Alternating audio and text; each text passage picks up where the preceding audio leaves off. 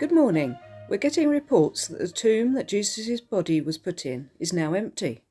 Let's speak to Stuart, who's outside the tomb, to find out more. Thank you, Ruthie. I've been told that some women had arrived at the tomb in the early hours of this morning while it was still dark. They brought spices to put on Jesus' body and had been worried about who they could get to move the stone. But when they got there, they found that the stone had already been moved. Even more bizarrely, they saw an angel sitting on top of the stone.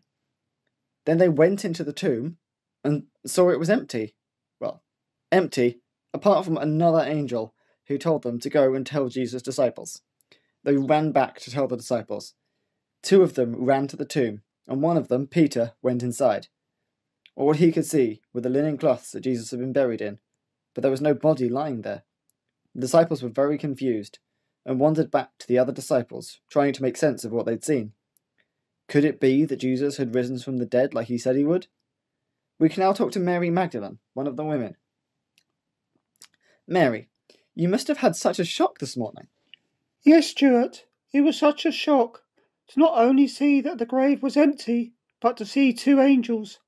I had no idea what was happening. We went to tell the disciples, but weren't sure if they'd believe us as we were women. I think they did. Soon a couple of them went to the tomb to see for themselves. You say that you've seen Jesus today too? Yes, Stuart. I was crying outside of the tomb when a man asked why I was crying. I didn't recognise him and thought he was the gardener. I asked him if he'd taken the body away, and if he had, could he tell me where he'd put it so I could go and get it. Then the man said my name. It was like my eyes started working properly again. I could see it was Jesus. Now my tears were from happiness. I wanted to hug him, but he told me not to hold on to him, as he'd not ascended back to his Father yet. That's amazing. It would appear that Jesus has indeed risen from the dead. What an incredible day. This has been Stuart, reporting for Puppet News.